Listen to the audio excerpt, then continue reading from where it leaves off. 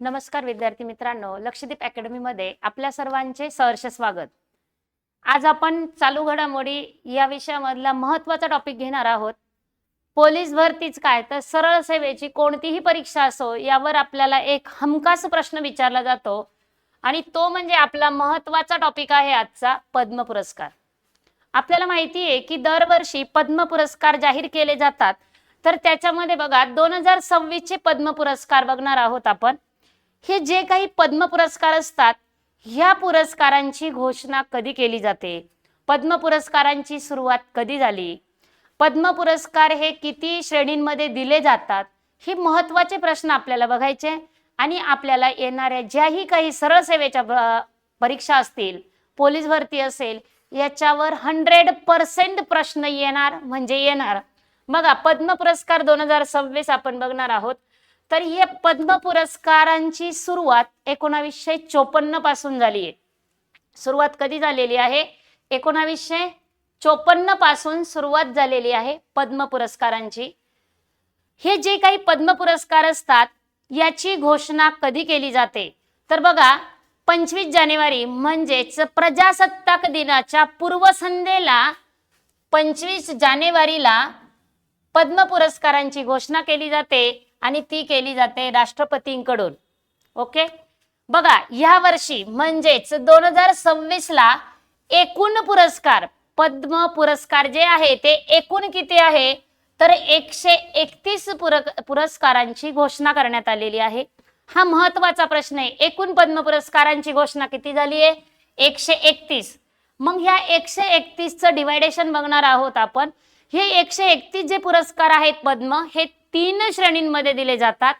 ते म्हणजे पद्मविभूषण, पद्मभूषण, पद्मश्री। बघा पद्मविभूषण हा भारतातील दुसऱ्या क्रमांकाचा सर्वोच्च पुरस्कार आहे। त्याच्यानंतर पद्मभूषण हा 3ऱ्या क्रमांकाचा पुरस्कार आणि पद्मश्री हा 4थ्या क्रमांकाचा सर्वोच्च पुरस्कार आहे। आणि भारतातला सर्वोच्च पुरस्कार म्हणजे तो भारतरत्न पुरस्कार असतो। मग हे पद्मभूषण, विभूषण, पद्मभूषण आणि पद्मश्री, बघा ह्या 131 चं डिवायडेशन आहे। पद्मविभूषण हा 5 व्यक्तींना देण्यात आलेला आहे। संपूर्ण भारताचा अनाउन्समेंट आहे हे 131। पद्मभूषण हा 13 व्यक्तींना प्रदान करण्यात आलाय, घोषणा करण्यात आली आहे। आणि पद्मश्री हा 113, म्हणजे 5, 13 आणि 113 आपला टोटल आकडा तयार होतो 131। ओके, पुन्हा एकदा लक्षात ठेवा, पद्मविभूषण 5 व्यक्तींना, पद्मभूषण 13 व्यक्तींना आणि पद्मश्री हा 113 व्यक्तींना घोषित करण्यात आलेला आहे। मग आपण हे बघितलं की ऑल ओव्हर जे आहे भारतातले 131 पद्म पुरस्कार, पण आपल्याला महाराष्ट्र सरकारच्या गव्हर्नमेंटच्या ज्याही परीक्षा देतो आपण त्याच्यामध्ये महत्त्वाचा फोकस केला जातो महाराष्ट्रातील किती व्यक्तींना हा पुरस्कार प्रदान करण्यात येणार आहे किंवा घोषित केला आहे, तो म्हणजे 15 व्यक्तींना। महाराष्ट्रातील किती व्यक्ती? 15 व्यक्ती। महत्त्वाचा आकडा आहे, लक्षात ठेवायचा आहे। त्याच्यामध्ये मग ह्या 15 आकड्यामध्ये पद्मविभूषण किती, पद्मभूषण किती आणि पद्मश्री किती, कन्फ्युजन करायचं नाहीये। इथे मी डिवायडेशन सांगते, महाराष्ट्रातले जे 15 व्यक्तींना घोषित करण्यात आला त्यांचं, आणि याच्या अगोदर जे मी सांगितलं होतं इथे हे संपूर्ण ऑल ओव्हर जे 131 आहेत त्याचं डिवायडेशन होतं।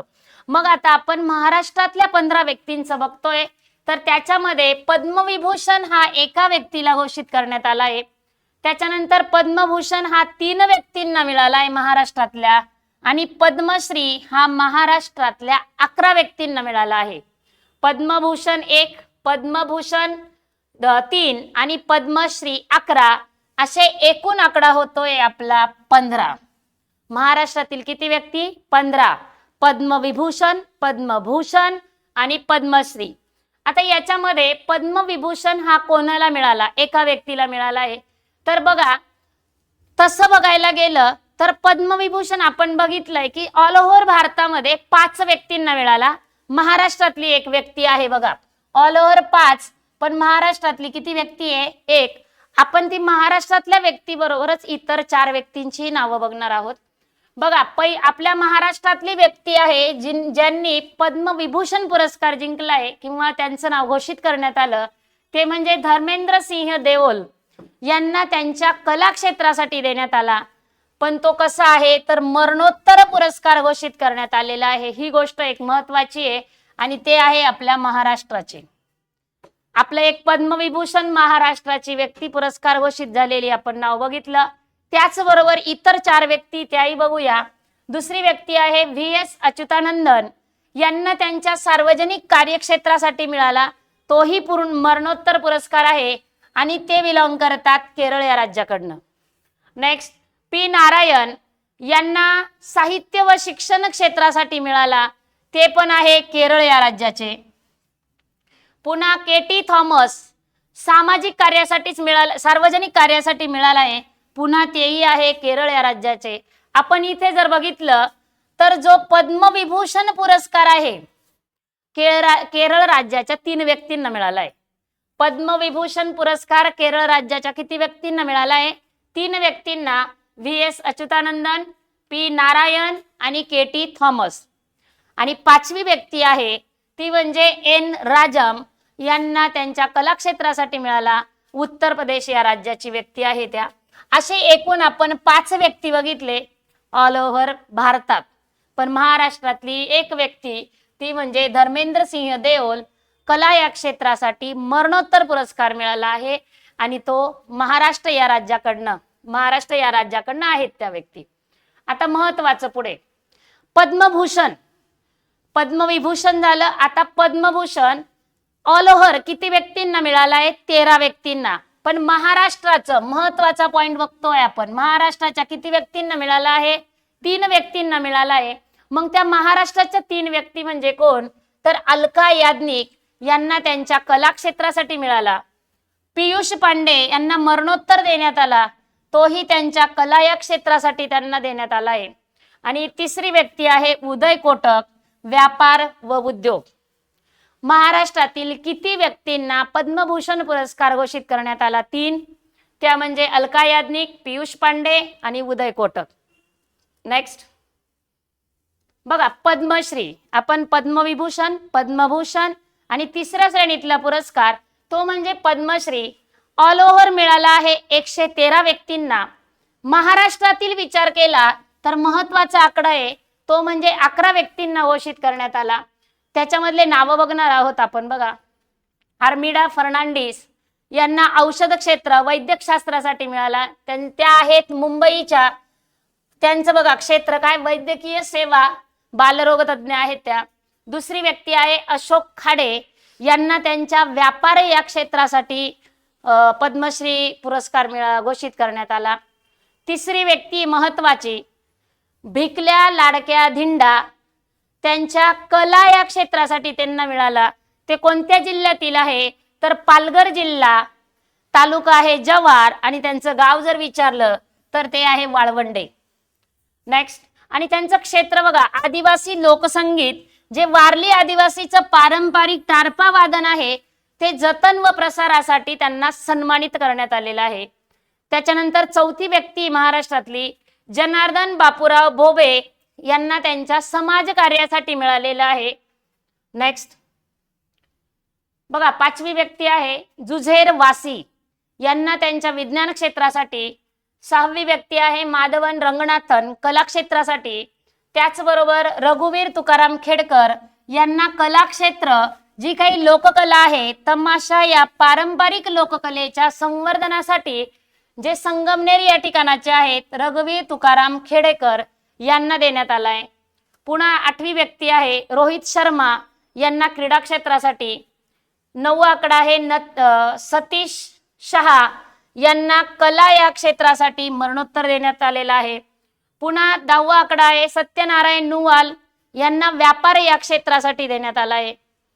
आणि 11वी व्यक्ती आहे ती म्हणजे श्रीरंग देवबा लाड यांना कृषी या क्षेत्रासाठी देण्यात आला आहे, सन्मान करण्यात आला आहे. मग ते कशासाठी? तर बघा कापूस पिकातील संशोधन व शेतकरी नवोपक्रमांसाठी श्रीरंग देवबा लाड यांचा पद्मश्री पुरस्कार देऊन सन्मान करण्यात आलाय. आपण जे आत्ता बघितलं बघा टोटल किती व्यक्तींना देण्यात आला आहे? 131. त्याच्यामध्ये महाराष्ट्रातले किती व्यक्ती आहे? तर 15 व्यक्तींना देण्यात आला. हे सर्व बघितलं आपण. त्या 15 मध्ये 1 पद्मविभूषण असेल, 3 पद्मभूषण असेल आणि 11 पद्मश्री पुरस्कार महाराष्ट्रातल्या व्यक्तींना.